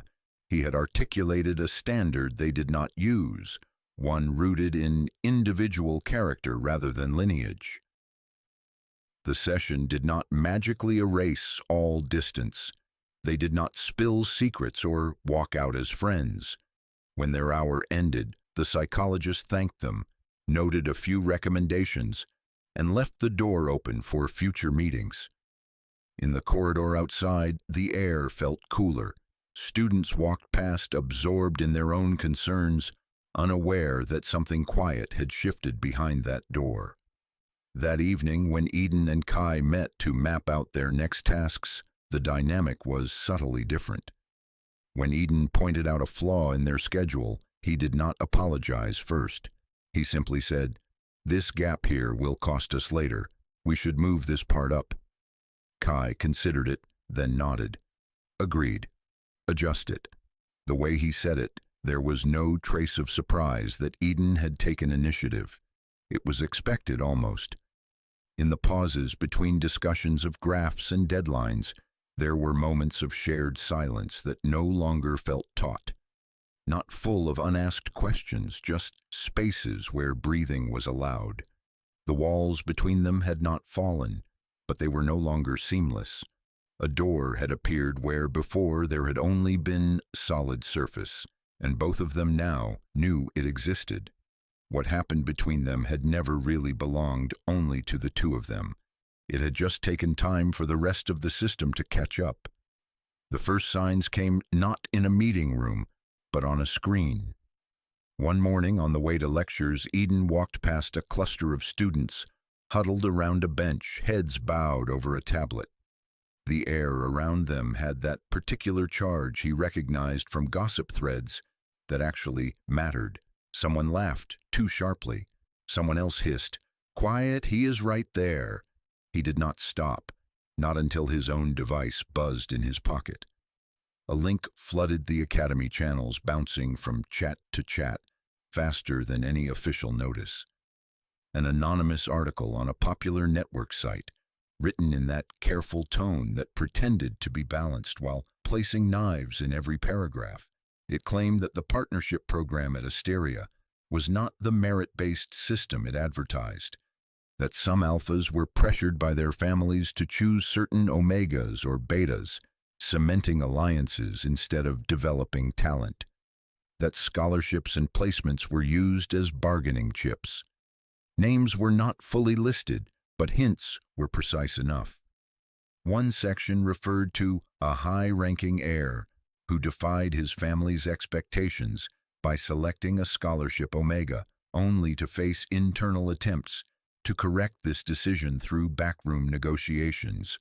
Below it, in a gray box, a single name appeared in bold text: Kai Hartman.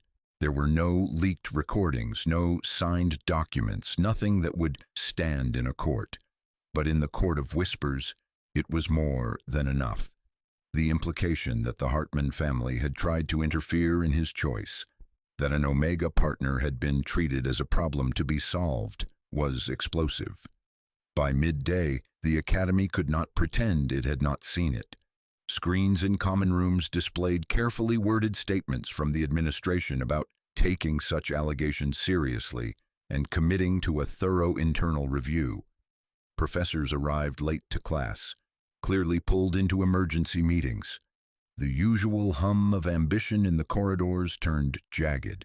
For Eden, the article was like watching someone project his life onto a wall, reshaped into a story that belonged to everyone.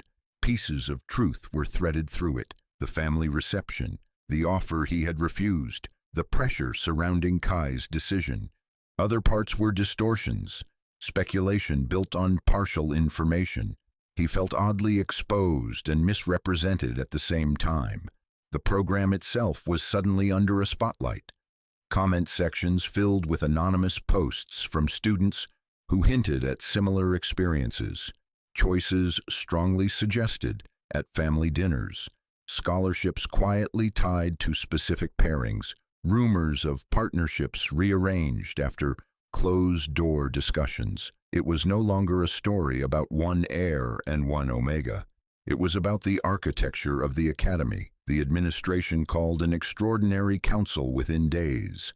Representatives from several layers of the institution were summoned: senior staff, program coordinators, a few selected family delegates, and members of the student committee. The future of the partnership system would officially be evaluated. The unofficial agenda hung over everything like a storm cloud. If the council decided the program was compromised beyond repair, it could be suspended or dismantled. Existing partnerships might be dissolved in the interest of fairness.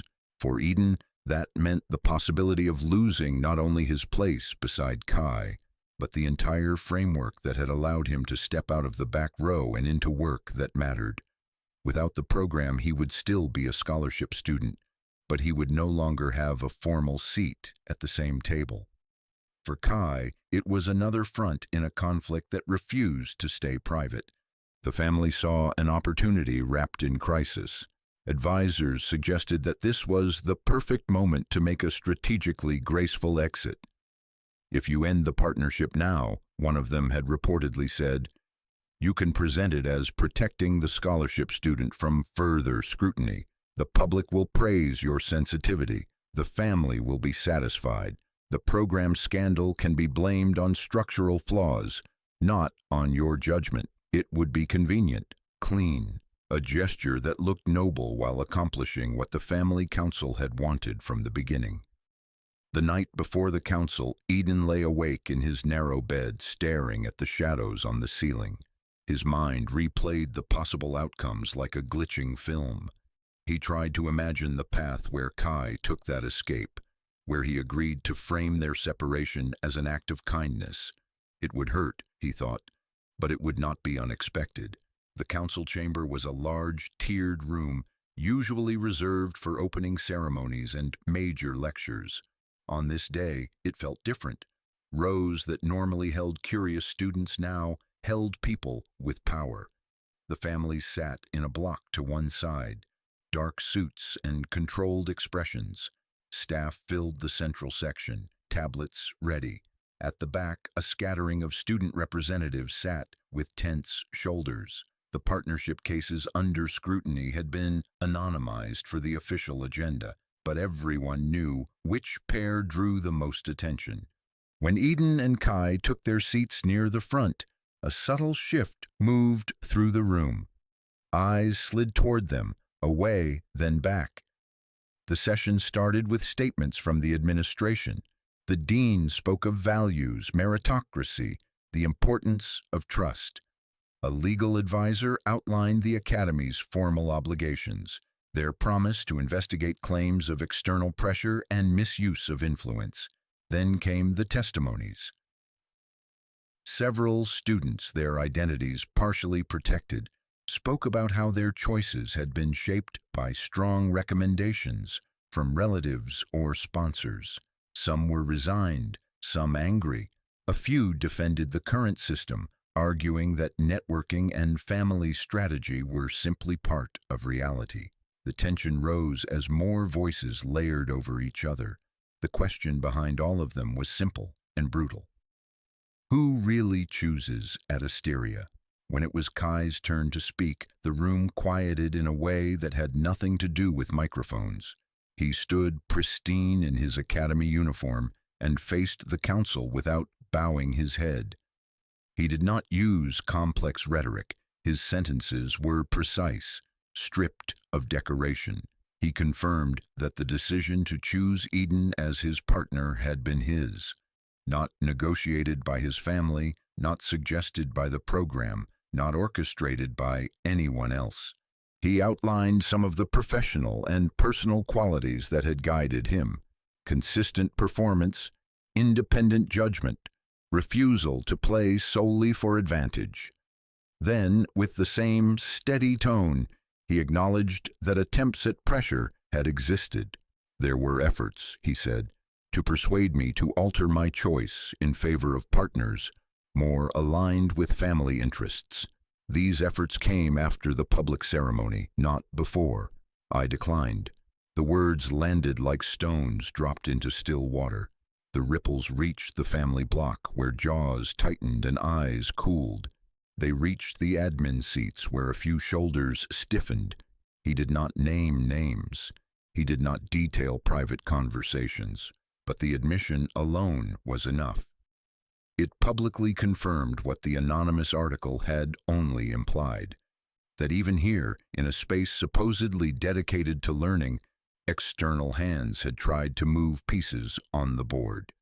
An academic environment, Kai continued, that claims to train leaders must allow them to exercise choice. If we are taught to yield every decision to external pressure, we will leave this academy as functionaries, not as leaders. He did not look at Eden while he spoke. He did not need to. The alignment of his words with his earlier actions was clear. When Eden's name was called, his legs felt heavy. He walked to the front anyway, each step measured. He had no family to defend or disappoint, no consortium tied to his surname. What he carried instead were the silent expectations of every student who did not come from wealth, who had watched this scandal unfold and wondered if there was a place for them in systems built by others. He did not try to imitate Kai's style. His voice was quieter, with edges of rawness he could not completely smooth out. He did not talk long about his partnership with Kai. Instead, he began with his own path. The small apartment in a gray district, the scholarship letter that had felt unreal in his hands, the first weeks at Asteria when he had learned how quickly people could classify him by the absence of a surname. He described the program as the first structure that had given him more than survival. It had given him the chance to test his abilities in spaces he would never have reached alone, to see that his decisions could change more than his own grades. He spoke about the family offer at the reception, without mentioning sums or names, about the way it had been presented as care to move him elsewhere, away from the heir, about the understanding that lay beneath. If an Omega can be asked to sell his choice, he said, for a tidy exit and a nice transfer, that is not freedom, that is currency. He did not accuse the Academy directly. He did not ask them to protect his partnership. He only asked them to notice what their silence could legitimize. In a system where people like me are invited in, he finished, but then expected to accept that our place is negotiable. Whenever it becomes inconvenient, the word opportunity loses its meaning. He stepped back with his heart pounding so loudly he could barely hear the murmurs around him. Someone in the student block started to clap before catching themselves. The sound died quickly, but the intention hung in the air. The council retreated, at least symbolically, into procedural language. Questions were asked. Expert opinions were given. The threat of shutting the program down was raised, weighed, and slowly set aside. It would be too messy, too obvious an admission of failure, yet they could not pretend nothing needed to change. In the end, the decision came dressed in careful phrases. The partnership system would remain, but its rules would be rewritten. Additional safeguards would be introduced. More transparency in how matches were recorded. Explicit limits on family involvement. Anonymous channels where students could report undue pressure without fear of retaliation. Independent reviewers would audit the program regularly. Existing partnerships would not be annulled by default. Each case would be reviewed individually, but only if clear evidence of coercion surfaced. No one said it outright, but everyone understood that dissolving Kai and Eden's partnership now, after their testimonies, would look like punishment for speaking. Instead, their case was reframed. Official communications described it as an example of how the system must evolve to honor both merit and independence. Their partnership, once a point of controversy, was turned into a demonstration that the Academy could adapt. For the families, it was a compromise that tasted bitter but tolerable. For the administration, it was a way to step back from the edge without falling. For the students watching from the edges of power, it was a sign that cracks in the structure could sometimes be widened, not just plastered over. For Eden, walking out of the council chamber with the noise of overlapping conversations behind him, it was something more intimate. He had expected that in a confrontation of this scale, he would once again be treated as a piece on someone else's board. Instead, he had chosen where to stand. And when the dust settled, he was still standing in the same place beside the same person.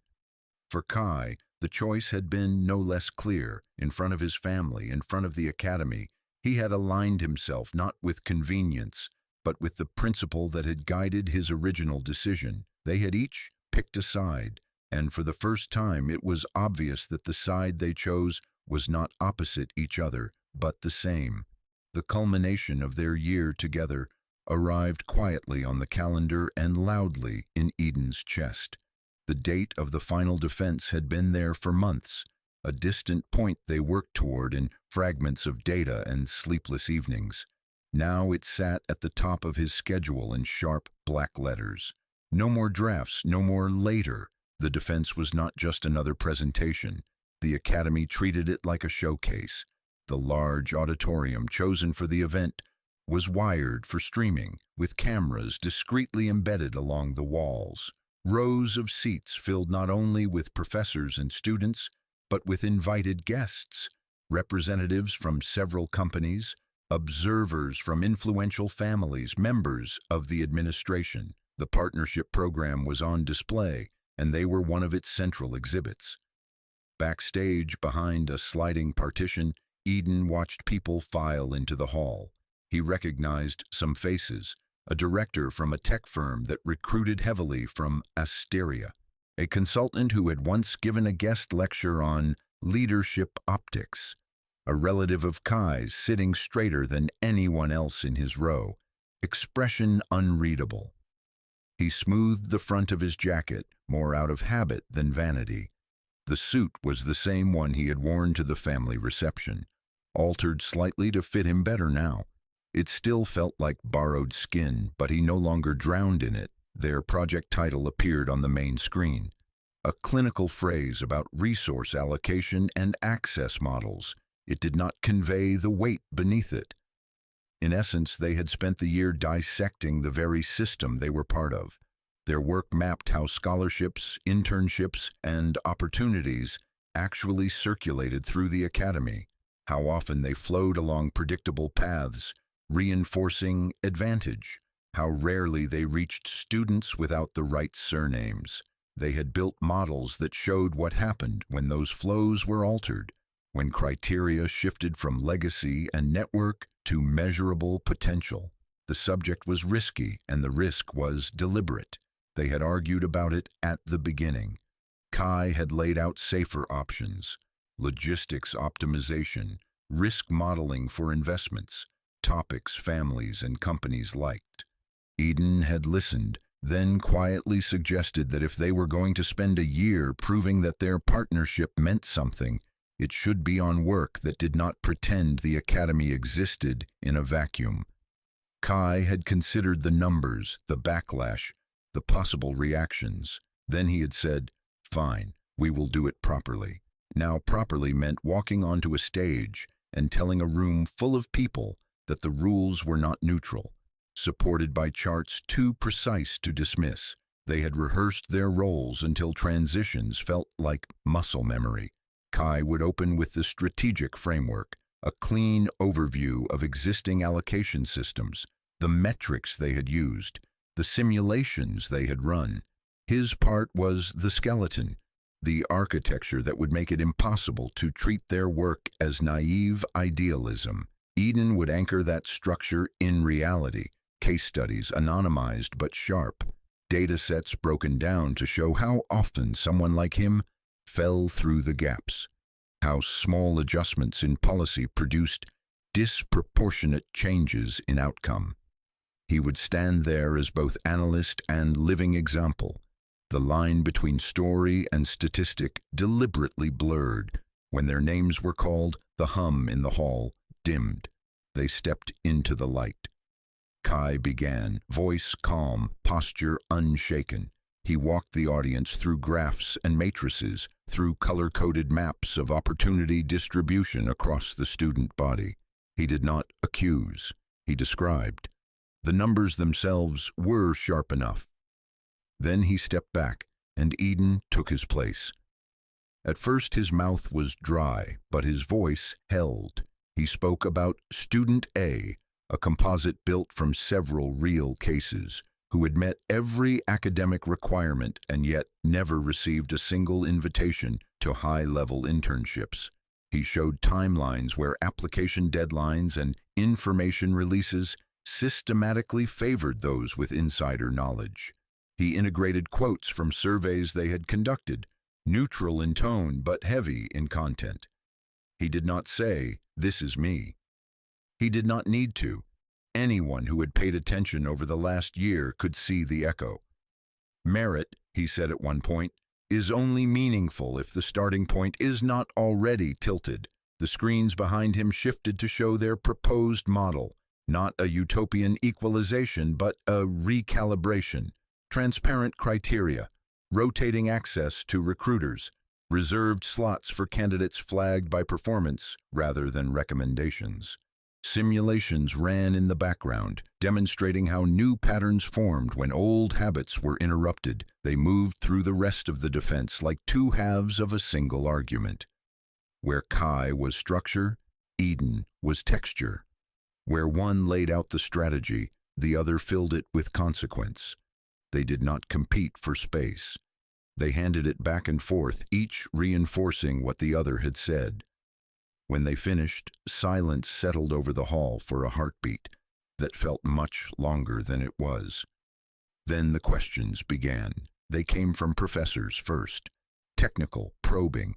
Why had they chosen certain variables over others in their simulations? How had they controlled for external economic shifts? What statistical methods ensured that their proposed changes would not create new blind spots? Eden answered some, Kai others. They deferred to each other without conscious thought, letting expertise draw the line. Afterwards, the tone shifted.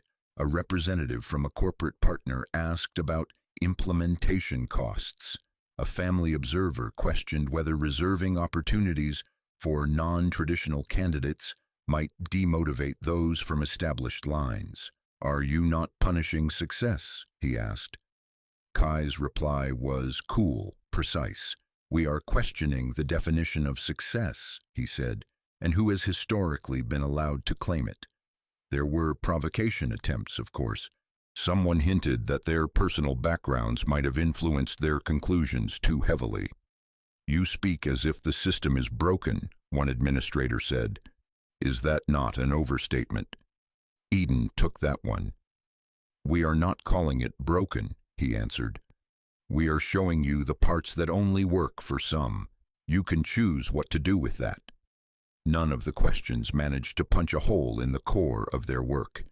The research was too carefully layered, the data too extensive. Emotions were present, but they did not replace evidence. They sat alongside it, explaining why it mattered. When the final question ended and they left the stage, Eden's knees felt oddly light. The rush of adrenaline receded, leaving behind a thin tremor in his hands. Back in the shadow of the side corridor where the lights were softer, he pressed his fingers against the cool wall and let out a breath he did not realize he had been holding. For a moment he did not dare look at Kai. When he finally did, the Alpha's expression was as controlled as ever, but there was something different at the edges. The tension that had lived in his shoulders for months was thinner, replaced by a kind of alert calm. They would not know the result immediately. The evaluation committee had to deliberate. Scores had to be tallied, reports drafted. The rest of the day stretched ahead, filled with other defenses and other projects. Time thickened.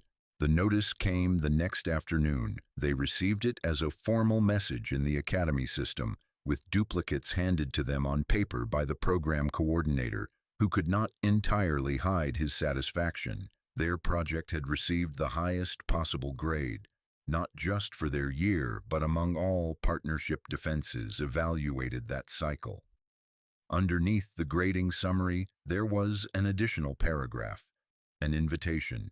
The research center associated with Asteria, a semi-independent institute that bridged academia and industry, was offering them positions on a new initiative to test and refine their model in real conditions.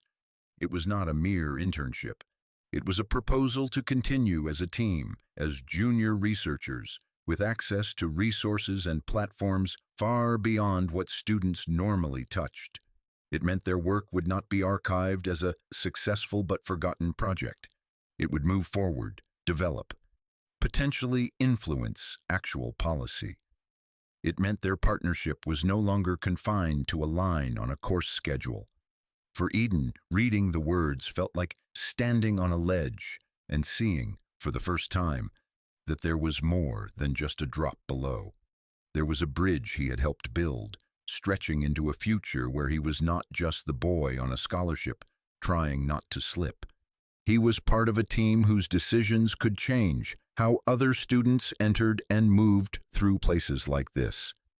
For Kai, the offer was confirmation of something he had already decided internally, that going against the script his family had written for him had not been a reckless act of rebellion, but a strategy that produced tangible value.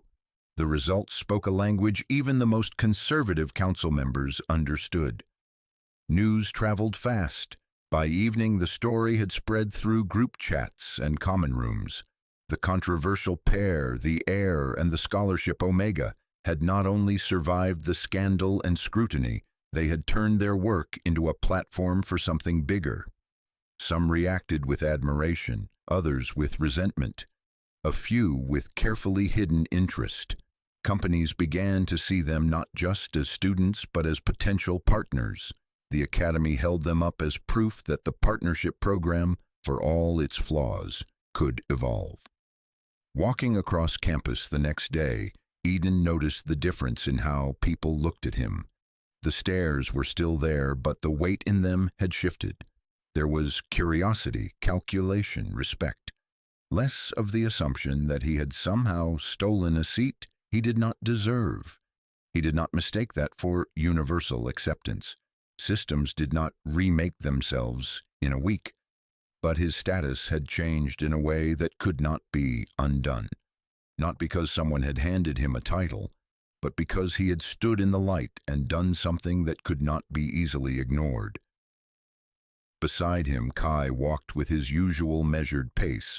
For once, however, it did not feel like Eden was trying to keep up.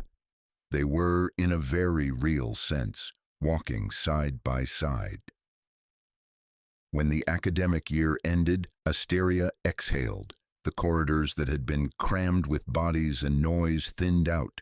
Suitcases rolled across the polished floors, doors slammed for the last time that term, laughter echoed once and disappeared.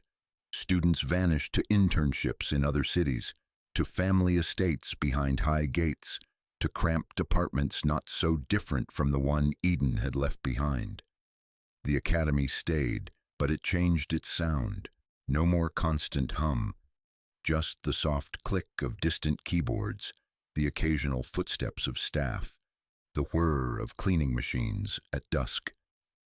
In that new quiet, another landscape took shape. Eden was no longer just the scholarship Omega trying not to be in anyone's way. The label had not vanished, but it had acquired company. Now, when people said his name, they linked it to a specific project, to graphs that had made some people pale and others lean forward, to a scandal that had forced the academy to look at itself more closely than it liked. He had become the student who refused to sell his place when a powerful family asked him to. The Omega who had stood in front of a council and spoken not about loyalty to a surname, but about what it meant to have a choice. His life did not turn into a fairy tale. He still checked his account before making purchases. He still worked part-time, now in the research center instead of the archive, balancing new responsibilities with old habits. There were still days when anxiety dug its teeth into his ribs and would not let go, but he no longer moved alone. Kai had changed too, though from the outside it might have been hard to see. The coldness that had defined him did not melt. It was part of a structure built over years, a shield against a world that treated him as an asset before it treated him as a person. It remained, but it was no longer perfect. There were permanent cracks now, thin and precise, through which light found its way. He allowed himself small deviations, to stay an extra 10 minutes after training because a new article had just been published and he wanted to hear Eden's thoughts before he forgot them. To let an incoming family call ring unanswered while they finished outlining a section of their paper. To admit, in quiet ways, that not every schedule needed to bend immediately to expectations from outside the academy. Their relationship never turned into the kind of story people like to dramatize in student chats. There was no sudden, cinematic confession that fixed everything, no dramatic scene in the rain, no easy label that could contain what had formed between them. What grew there was a partnership that had been forged in 100 small choices, many of them invisible from the outside. It was Kai showing up at the gym at dawn on a day when sleep had clearly eluded him, because he had promised they would run the sequence again.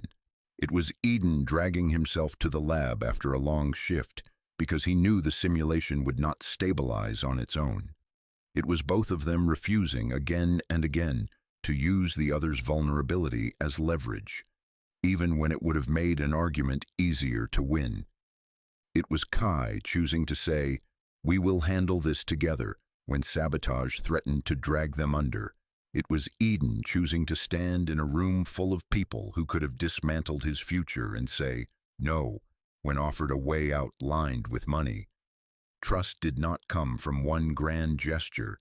It accumulated layer by thin layer. Every time one of them did exactly what they said they would do, even when no one else was looking. The Hartman family did not disappear from their horizon. The internal battles continued in quieter rooms.